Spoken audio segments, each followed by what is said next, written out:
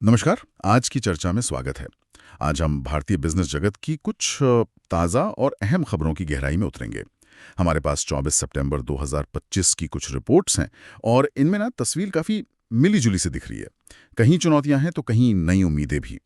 तो आज हम इन्हीं खबरों के सार को समझने की कोशिश करेंगे। देखेंगे कि भाई सतह के नीचे क्या चल रहा है और इसका असल मतलब क्या है। चलिए सबसे पहले उस खबर से शुरू करते हैं जिसने काफ़ी हलचल मचाई है। अमेरिका में H1B वीज़ा शुल्क बढ़ाने का एक प्रस्ताव आया है और ये कोई छोटा मोटा इजाफा नहीं लग रहा। बिल्कुल। ये प्रस्ताव और इसके साथ ही रुपए पर जो दबाव बढ़ रहा है, ये बाहरी चुनौतियां तो हैं ही। तो दूसरी तरफ देश के अंदर अर्थव्यवस्था की अपनी चाल है, कुछ बड़े सरकारी निवेश की खबरें हैं और भविष्य के लिए भी कुछ सकारात्मक संकेत मिल रहे हैं। इन सबको एक साथ देखना दिलचस्प होगा। हाँ, तो ये H1B वाला मामला क्या है? खबरों में कहा जा रहा है कि शुल्क $1 लाख तक बढ़ाने का प्रस्ताव है, $100,000। क्या ये वाकई गंभीर प्रस्ताव है या सिर्फ हवाबाजी? देखिए, प्रस्ताव तो है। अब ये लागू होगा या नहीं, कितना होगा, इसमें कई पड़ाव होते हैं। लेकिन हाँ, अगर ये या इसके आसपास का कोई आंकड़ा भी हकीकत बनता है तो असर बहुत गहरा होगा। $100,000 प्रति वीज़ा, ये तो मतलब भारतीय आईटी कंपनियों के पूरे बिजनेस मॉडल को हिला देगा शायद। बिल्कुल। उनकी लागत, जिसे कॉस्ट स्ट्रक्चर कहते हैं, वो एकदम से बहुत ज्यादा बढ़ जाएगी। ये सिर्फ मुनाफे की बात नहीं रह जाएगी। उन्हें ये सोचना पड़ेगा कि अमेरिका में कितने लोगों को रखना है, कौन से प्रोजेक्ट्स लेने हैं, क्या कुछ काम पूरी तरह से भारत वापस लाना पड़ेगा। ये उनकी पूरी ऑन साइट रणनीति को बदलने पर मजबूर कर सकता है। तो इसका मतलब ये हुआ कि शायद वो फिर अमेरिका में सिर्फ बहुत सीनियर या एकदम स्पेशलिस्ट लोगों को ही भेजें ताकि वो भारी भरकम फीस थोड़ी जायज़ लगे। जूनियर लेवल पर शायद कम भेजें। हाँ, एक संभावना ये हो सकती है। या फिर वो अमेरिका में ही स्थानीय लोगों को ज़्यादा भर्ती करने की सोचें, जो शायद और भी महंगा पड़ जाए। या फिर अपने क्लाइंट्स के साथ बातचीत करके प्रोजेक्ट्स का ढांचा ही बदल दें, जिसमें ज़्यादा काम रिमोटली भारत से हो। हर कंपनी अपनी स्थिति के हिसाब से अलग रणनीति बनाएगी, लेकिन ये तय है कि ये उनके लिए एक बड़ी परिचालन और वित्तीय एक पहेली खड़ी कर देगा। और जैसा कि स्रोत इशारा कर रहे हैं, इसका असर सिर्फ कंपनियों की बैलेंस शीट तक ही नहीं रहेगा। मतलब नौकरियां, भारत आने वाला पैसा यानी रेमिटेंसेस, पूरे सेक्टर का भविष्य। बिल्कुल। देखिए, अगर कंपनियां अमेरिका कम भारतीय प्रोफेशनल्स भेजेंगी तो जाहिर है भारत में भी इससे जुड़ी नौकरियों पर असर पड़ सकता है। वो युवा इंजीनियर जो ऑन साइट अनुभव लेकर अपना करियर आगे बढ़ाना चाहते हैं, शायद उनके अवसर थोड़े कम हो जाएं। और जो विदेश से वेतन का पैसा आता है, जो भारत के विदेशी मुद्रा भंडार का एक अहम हिस्सा है, उसमें भी तो कमी आ सकती है। और अगर बड़े परिप्रेक्ष्य में देखें तो ये अमेरिका के व्यापार और आप्रवासन नीतियों में एक बड़े बदलाव का संकेत भी हो सकता है। ये सिर्फ आईटी तक सीमित न रहे, शायद दूसरे सेक्टरों में काम करने वाले प्रोफेशनल्स को भी प्रभावित करे। ये एक तरह का, क्या कहते हैं, नीतिगत जोखिम है जिस पर इंडस्ट्री और सरकार दोनों को नजर रखनी होगी। ये तो वाकई बड़ी चिंता की बात है। और इसी के साथ एक और भारी दबाव की खबर है। भारतीय रुपया, स्रोत बता रहे हैं कि अपने रिकॉर्ड निचले स्तर के बिल्कुल करीब 88.70 या 88.80 रुपए प्रति डॉलर पर ट्रेड कर रहा है। इसके पीछे क्या वजह बताई जा रही है? हाँ, रुपया भी दबाव में है। देखिए, सीधे तौर पर शायद ये वीजा वाले मुद्दे से न जुड़ा हो, लेकिन दोनों ही वैश्विक अनिश्चितताओं और भारत पर पड़ने वाले बाहरी दबावों का उदाहरण है। रुपए के कमजोर होने के पीछे मुख्य रूप से दो कारण सामने आ रहे हैं। पहला तो है फंड्स का बाहर जाना, मतलब कैपिटल आउटफ्लो। अच्छा। आसान भाषा में कहें तो जब दुनिया भर में आर्थिक माहौल थोड़ा डामाडोल होता है या अमेरिका जैसे बड़े देशों में ब्याज दरें बढ़ती हैं, तो विदेशी निवेशक अक्सर भारत जैसे उभरते बाजारों से अपना पैसा निकाल लेते हैं और कहीं और लगा देते हैं जिसे वो ज्यादा सेफ मानते हैं। हाँ, बिल्कुल। तो जब वो भारतीय बाजार से पैसा निकालते हैं तो डॉलर की मांग बढ़ती है और रुपये की वैल्यू गिरती है। नतीजा, रुपया कमजोर होता है। और दूसरा कारण, स्रोत कुछ नीतिगत चिंताओं का भी जिक्र कर रहे थे। ये घरेलू नीतियां हैं या वैश्विक? ये दोनों ही हो सकती हैं। कभी कभी डोमेस्टिक लेवल पर कोई अनिश्चितता, जैसे मान लीजिए चुनाव नजदीक हो या किसी बड़ी पॉलिसी में बदलाव की आहट हो, तो निवेशक थोड़ा आशंकित हो जाते हैं। या फिर वैश्विक स्तर पर कोई बड़ा जियोपॉलिटिकल तनाव हो, ट्रेड वॉर जैसी स्थिति हो, वो भी निवेशकों का भरोसा डिगा सकती हैं और फिर वो रिस्की बाजारों से पैसा निकालने लगते हैं।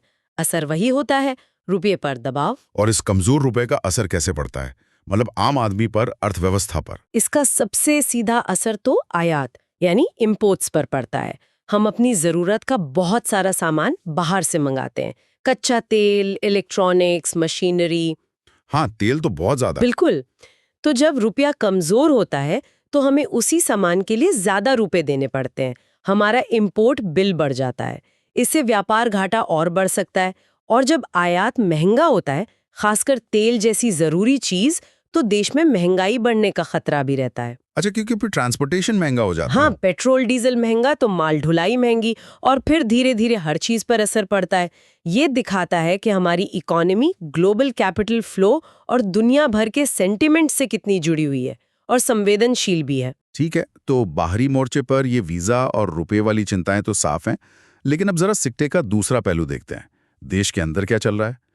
यहाँ एक दिलचस्प संकेत मिल रहा है। पीएमआई यानी परचेजिंग मैनेजर्स इंडेक्स बता रहा है कि प्राइवेट सेक्टर में ग्रोथ मजबूत बनी हुई है। ये तो अच्छी खबर है, लेकिन इसी में एक पेंच भी है कि बाहरी मांग में कुछ कमजोरी दिख रही है। ये कैसे? एक तरफ मजबूती, दूसरी तरफ कमजोरी। हाँ, ये विरोधाभास ही एक तरह से भारतीय अर्थव्यवस्था की मौजूदा कहानी का अहम हिस्सा है। इसे टू स्पीड इकोनॉमी भी कह सकते हैं।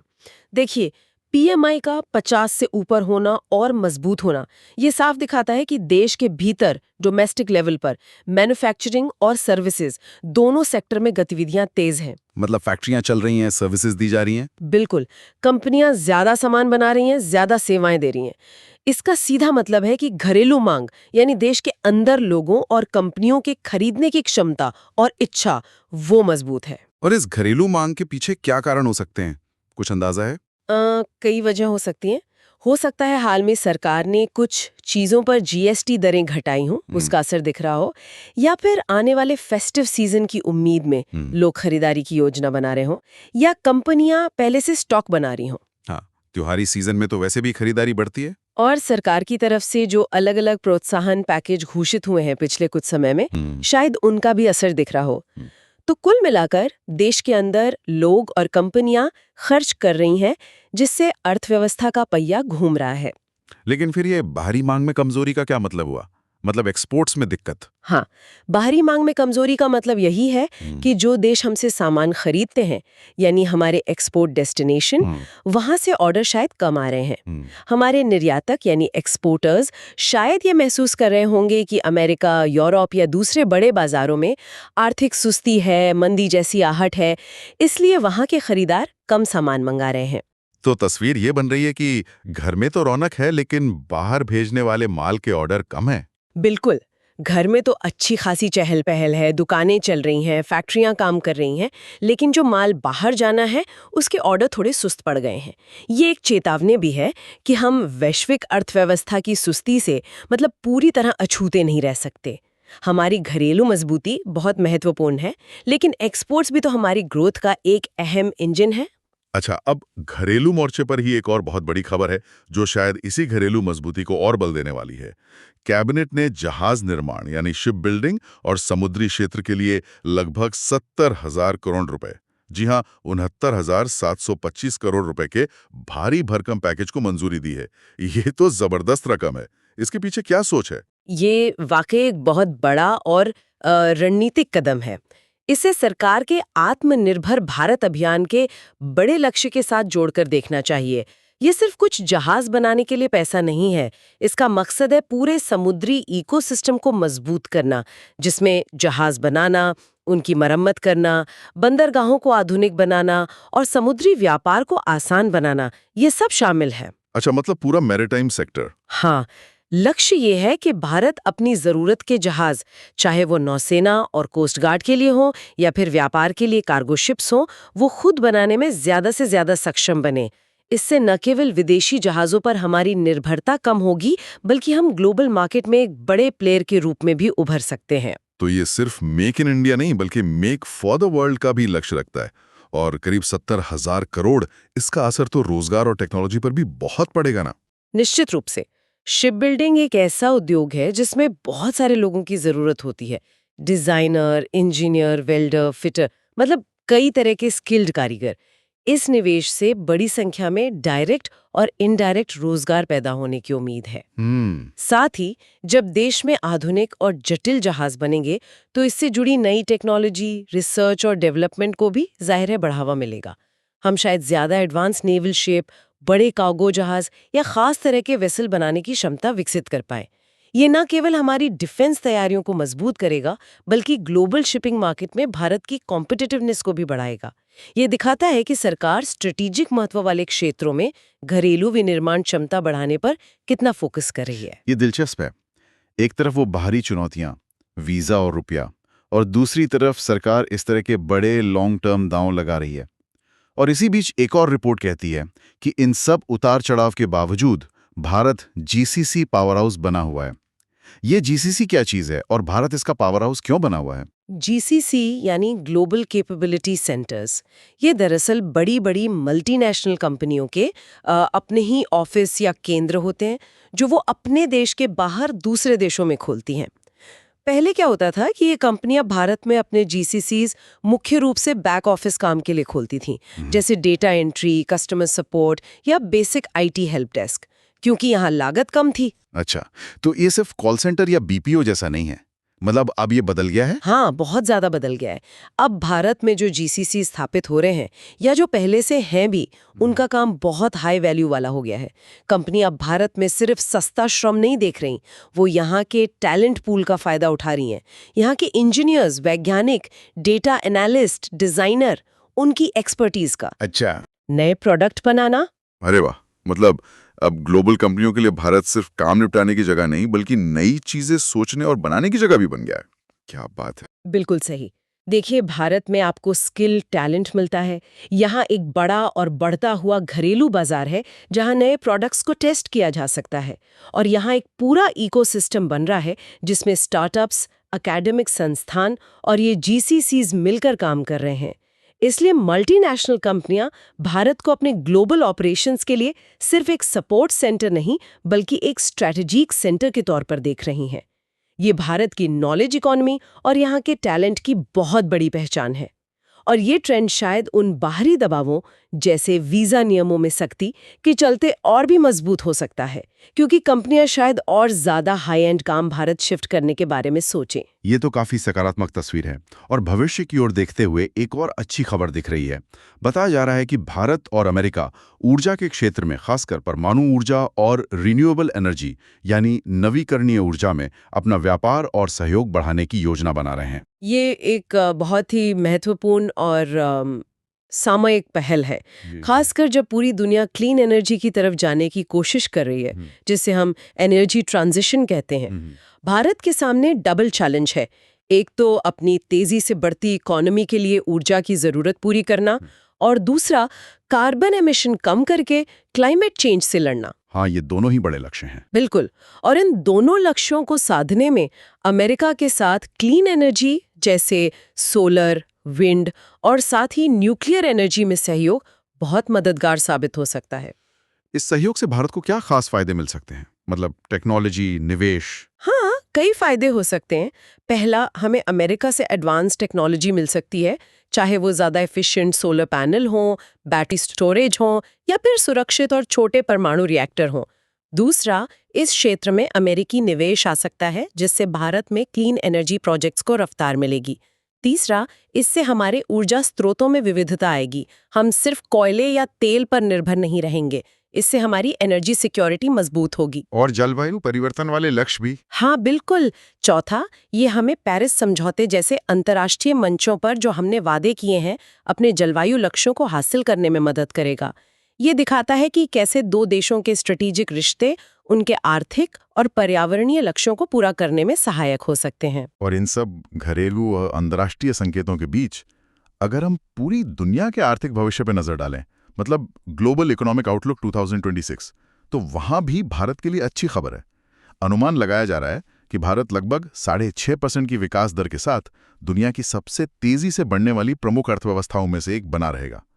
ये तो काफी प्रभावशाली लगता है, खासकर जब कई विकसित देश सुस्ती से जूझ रहे हैं। हाँ, ये अनुमान निश्चित रूप से भारत की आर्थिक संभावनाओं में एक तरह के भरोसे को दिखाता है। वैश्विक स्तर पर जब कई बड़ी अर्थव्यवस्थाएं 1-2% की ग्रोथ के लिए संघर्ष कर रही हों, तब 6.5% की वृद्धि दर काफी मजबूत मानी जाती है। और शायद इसी मजबूती और संभावना को देखते हुए HSBC जैसे बड़े वित्तीय संस्थान ने भारतीय शेयर बाजार यानी इक्विटीज को ओवरवेट में अपग्रेड किया है।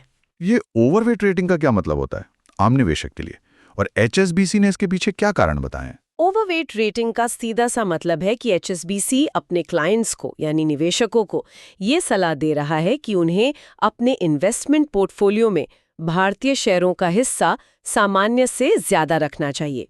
यानी उनका मानना है कि भारतीय बाजार में अगले कुछ समय में अच्छा रिटर्न मिलने की उम्मीद है, इसलिए यहाँ ज्यादा पैसा लगाना फायदेमंद हो सकता है। अच्छा, इसके पीछे वो कुछ मुख्य कारण बता रही हैं। पहला, उनका मानना है कि दूसरे उभरते बाजारों की तुलना में भारतीय शेयरों का वैल्यूएशन यानी उनकी कीमतें अभी भी आकर्षक है, मतलब बहुत ज्यादा महंगी नहीं हुई हैं। दूसरा, उन्हें उम्मीद है कि सरकार जो नीतियां हिला रही है और सुधार कर रही है, जैसे हमने शिप बिल्डिंग पैकेज की बात की, उससे आगे चलकर कंपनियों की कमाई बढ़ेगी, जिसका फायदा शेयरधारकों को मिलेगा। सुनने में तो ये बहुत अच्छा लगता है, लेकिन क्या सब कुछ इतना ही आसान है? क्या स्रोत किसी जोखिम या शर्त का भी जिक्र करते हैं? मतलब ये सब किस चीज पर निर्भर करेगा? हाँ, बिल्कुल। कोई भी आर्थिक अनुमान या रेटिंग बिना शर्तों या जोखिमों के नहीं आती।